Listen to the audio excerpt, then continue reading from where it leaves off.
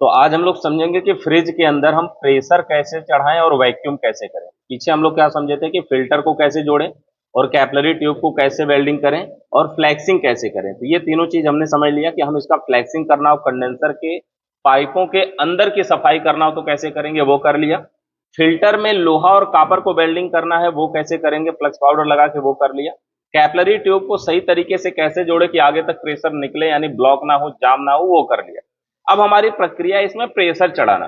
Pressure चढ़ाने का मतलब होता है लीकेज चेक करना। तो अभी अभी हमने जो पाइपों को काटा है उन पाइपों में हमें लीकेज चेक करना पड़ेगा। तो ये जो लीकेज चेक करेंगे, लीकेज चेक करने के लिए हमें प्रेशर चढ़ाना पड़ता है। तो प्रेशर चढ़ाने के लिए हमारे पास, इसको पकड़े रहिए, हमारे पास एक वर्कशॉप कंप्रेसर होना चाहिए, एक ये गेज होना चाहिए, हमारे पास प्रेशर गेज होना चाहिए, वैसे रेड कलर वाला।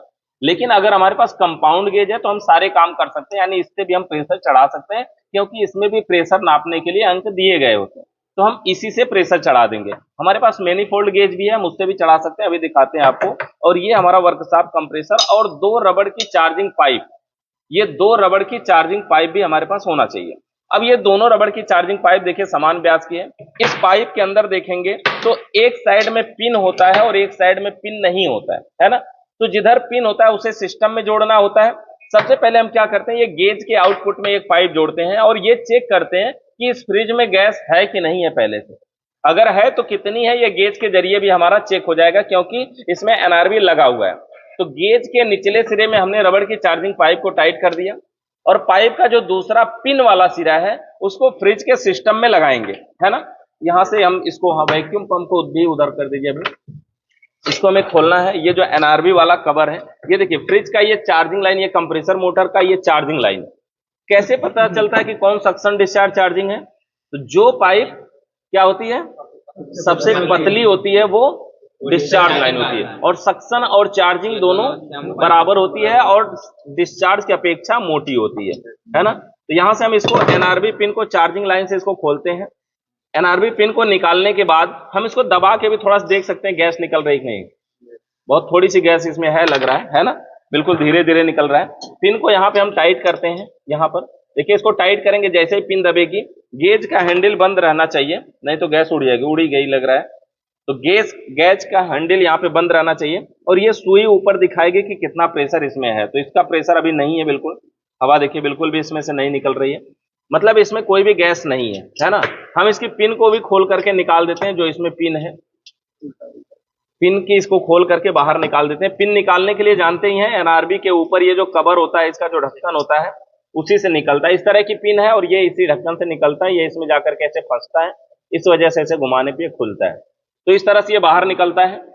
ये हो गया, एनआरबी पिन को हमने बाहर निकाल लिया। हमें इसमें क्या करना है, प्रेशर भरना है, मतलब लीकेज चेक करना है। तो लीकेज चेक करने के लिए सबसे पहले हमारे पास एक वर्कशॉप कंप्रेसर है। वर्कशॉप कंप्रेसर की ये पतली वाली पाइप है, देखिए जड़ में देखना है किसी पाइप को। तो जो पतली वाली पाइप है वो कौन सी लाइन है, डिस्चार्ज लाइन। डिस्चार्ज लाइन से जब गैस निकलेगी तो यहां पर हम लगा देते हैं एक रबड़ की चार्जिंग पाइप अपनी, ये वाली।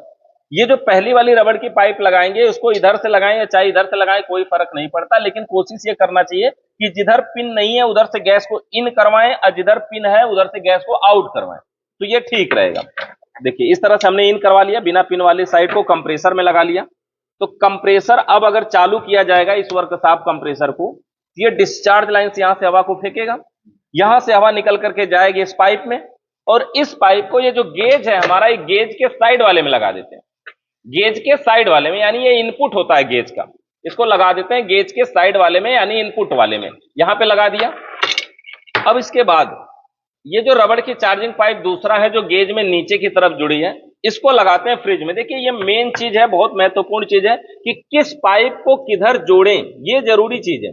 अगर ये उल्टा हुआ, अभी देखिए हम इसमें लगा रहे हैं बिना पिन के ही लगा रहे हैं, कोई बात नहीं, क्योंकि हम प्रेशर भर रहे हैं, फिर तो निकालना ही है ना। तो हम यहां से क्या करते हैं, इसको टाइट कर देते हैं। कभी भी जब जोड़ें तो सबसे महत्वपूर्ण चीज यही होता है कि किस पाइप को किस साइड जोड़ना चाहिए। ये अगर उल्टा हो गया तो समझिए दिक्कत होगी। ये वर्कशॉप कंप्रेसर है, इसका डिस्चार्ज लाइन में रबड़ की चार्जिंग पाइप जुड़ी है और चार्जिंग पाइप का दूसरा सिरा गेज के साइड में जुड़ा है, और गेज का निचला सिरा यहां से आया है कंप्रेसर के चार्जिंग लाइन में लगे एनआरबी वाल्व में जुड़ा हुआ है, जुड़ गया है। अब अगर हम इसमें प्रेशर भरेंगे तो प्रेशर भराएगा, इसको ऐसे पकड़िए, ऐसे ही पकड़े रहिएगा इसको सीधा पोजीशन पे, और इस कंप्रेसर को, अब वर्कशॉप कंप्रेसर को हमें चलाना है। वर्कशॉप कंप्रेसर को चलाने के लिए जानते हैं किसी भी मोटर को चलाने के लिए रिले और एलपी लगाया जाता है। जो सप्लाई दिया जाता है इसमें कॉमन नीचे है तो एलपी नीचे लगा है, रिले ऊपर लगा है। हमारी जो सप्लाई होती है, एक सप्लाई ओएलपी में होती है और दूसरी सप्लाई रिले में होती है। रिले के किस साइड होती है? राइट साइड, यानी दाहिने साइड में होती है। ठीक है यहां तक। अब हम इस कंप्रेसर मोटर में सप्लाई देते हैं, यहां से पावर देते हैं, स्विच को ऑन करते हैं। जैसे ही ऑन करेंगे ये मोटर हमारा चलेगा। देखिए कंप्रेसर मोटर हमारा स्टार्ट हो गया और यहां पे देखेंगे कि गेज की सुई भी ऊपर बढ़ रही है, लेकिन ये हैंडल खुला होना चाहिए। अब ये जो गेज की सुई है देखिए ऊपर बढ़ रही है, इस तरह से ऊपर बढ़ रही है, यानी कि पूरे सिस्टम में प्रेशर भर रहा है।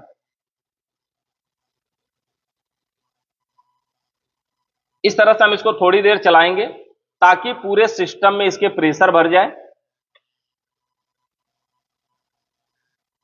ये सक्शन लाइन से हवा को खींचेगा, देखिए यहां से खींच रहा है हवा को, है ना, ये सक्शन लाइन है इसकी, यहां से हवा को खींच रहा है। डिस्चार्ज लाइन के माध्यम से होते हुए, गेज से होते हुए पूरे सिस्टम में प्रेशर भर रहा है और सुई ऊपर बढ़ रही है। हमें जो प्रेशर भरना चाहिए, अगर ये हमारा प्रेशर गेज होता तो इसमें हम 200 प्रेशर 150 200 250 तक भर सकते थे। इसके अंदर हम केवल 60-70 पीएसआई तक भरेंगे, क्योंकि ये कंपाउंड गेज है, प्रेशर गेज नहीं है। और ये जो 60-70 जिस सीध में लिखा है, लगभग प्रेशर गेज में इसी के आसपास में उसमें 200-250 लिखा होता है। तो इसमें हमें 60-70 पीएसआई तक भरेंगे। हम फुल भी भर सकते हैं, लेकिन थोड़ा कम ही भरेंगे। ज्यादा भरने से कभी कभी इवापोरेटर जो है वो टेढ़ा हो जाता है, तो थोड़ा कम ही भरेंगे। तो 70-80 पीएसआई तक हम इसको भरते हैं। 80 पीएसआई पे पहुंचने वाला है। 80 पे जब पहुंच जाए तो हम क्या करें, पहले हैंडल को बंद कर देते हैं, इसके हैंडल को, गेज के हैंडल को बंद कर देते हैं। बंद कर दिया और कंप्रेसर को भी बंद कर देते हैं, बटन से बंद कर दिया। कंप्रेसर भी बंद हो गया हमारा और ये हैंडल भी बंद हो गया। अब हम इसके डिस्चार्ज लाइन में ये जो पाइप टाइट किए हैं इसको खोल सकते हैं। खोल सकते हैं, यहां से गैस निकल रही है, लेकिन क्या निकल रही है? खाली पाइप की। इतना दूर पाइपिया में गैस थी ना, वो गैस इसकी बाहर निकल गई। लेकिन सुई जहां है, उसको एक बार देखिए कि जहां है सुई वहां रुकी रहनी चाहिए। ये सुई अगर धीरे धीरे नीचे आ रही है तो इसका क्या मतलब होगा? लीकेज है। तो इसको देखेंगे और ये नीचे नहीं आनी चाहिए। अगर ये नीचे आ रही है तो क्या करना होगा? साबुन या शैंपू का झाग बनाना है और लीकेज चेक करना है ना। साबुन या शैंपू का झाग बनाएंगे ऐसा, और झाग बनाने के बाद इसी झाग से हम इसको चेक करेंगे। चेक कैसे करेंगे? सबसे पहले जोड़ों पे चेक करते हैं। जैसे ये फिल्टर का जोड़ है तो यहां पर ऐसे लगा करके, ऐसे लगा के ऐसे पकड़ना होगा। अगर यहाँ पे लीकेज रहेगा तो यहाँ पे बुलबुला जैसा निकलेगा, जबकि देखिए यहाँ पे कोई दिक्कत नहीं है। इसका लीकेज हम चेक करेंगे। यहाँ का लीकेज चेक करेंगे, यहाँ भी हमारा जोड़ है तो देखिए यहाँ पर भी कोई लीकेज नहीं है। इधर से कहीं पे भी जितना भी हमारे जोड़ रहेंगे सभी जोड़ों के लीकेज को हम चेक करेंगे इस तरह से लगा करके झाग को। यहाँ पर भी देखेंगे कि कोई भी लीकेज नहीं है। आगे और चेक कर लेते हैं। देखिए यहाँ पे, यहाँ पर भी देखिए बिल्कुल भी कोई लीकेज नहीं है। आगे यहाँ पे चेक कर लेते हैं डिस्चार्ज लाइन में, यहाँ पर भी कोई लीकेज नहीं है। चार्जिंग लाइन में जो एनआरबी जुड़ा है यहाँ पर भी चेक कर लेते हैं। और चार्जिंग लाइन में जो हम रबड़ की चार्जिंग पाइप जोड़े हैं यहां भी चेक कर लेते हैं, क्योंकि हमारा पाइप का जो नट है अगर वो ढीला रहेगा तो वहां से भी गैस लीक कर सकती है। अगर यहां नहीं है, क्या हुआ? हाँ, अगर वो बुलबुला फूटेगा तो समझिए लीकेज है वहां पे। ठीक है, और यहां पे झाग लगा करके यहां तक भी हम चेक कर सकते हैं। देखिए यहां पे, यहां पर देख सकते हैं कि लीकेज ऐसा लग रहा है कि यहां पे है।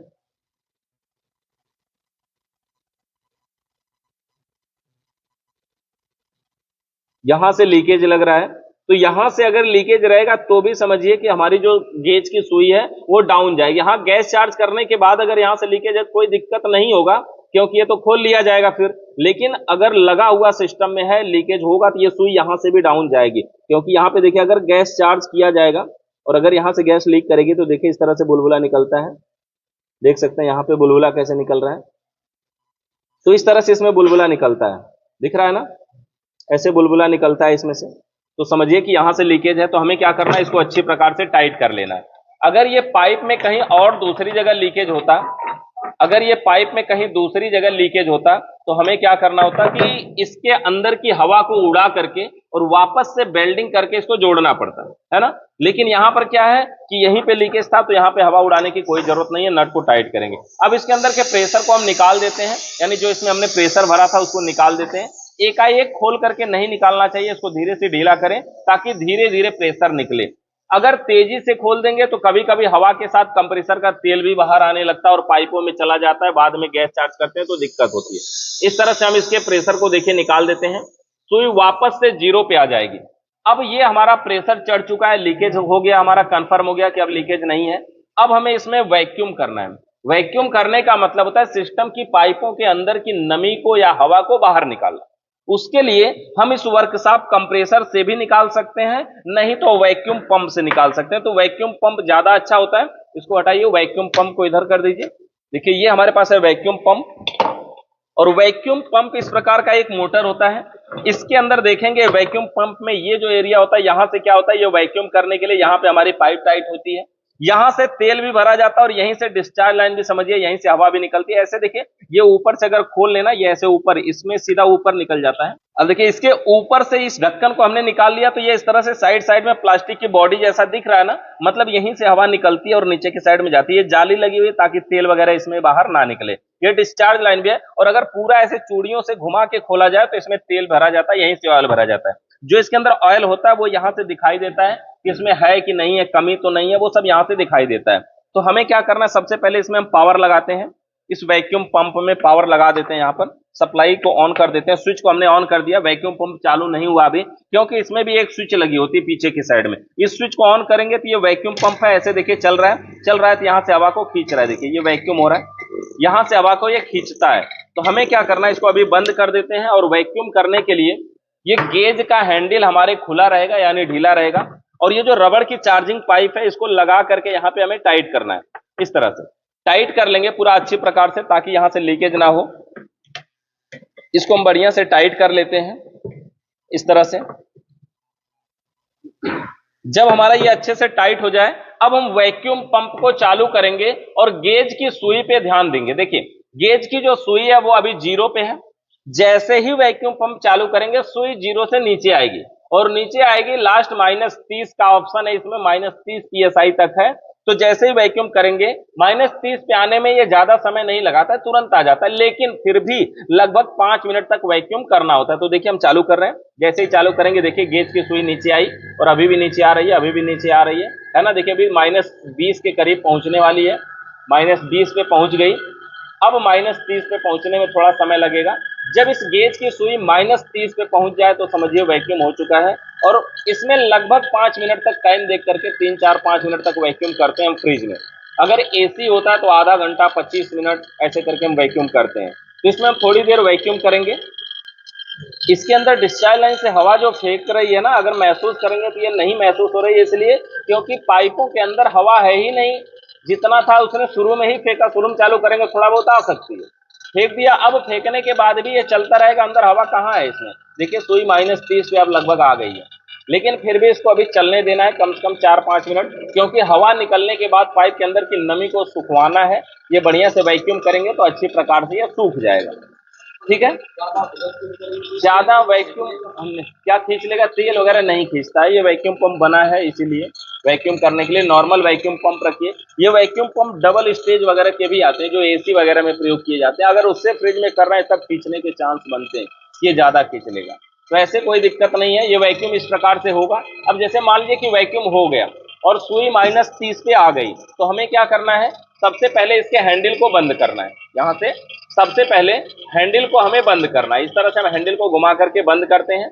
हैंडल बंद करने के बाद वैक्यूम पंप को भी बंद कर देना है, और वैक्यूम पंप से जो हमारी रबड़ की चार्जिंग पाइप है इसको भी खोल करके बाहर निकाल लेना है। ठीक है, इस तरह से इसकी पाइप को भी हम खोल करके बाहर निकाल लेंगे। और बाहर निकालने के बाद अब देखेंगे कि जो इसकी सुई है वो -30 पे रुकी रहनी चाहिए।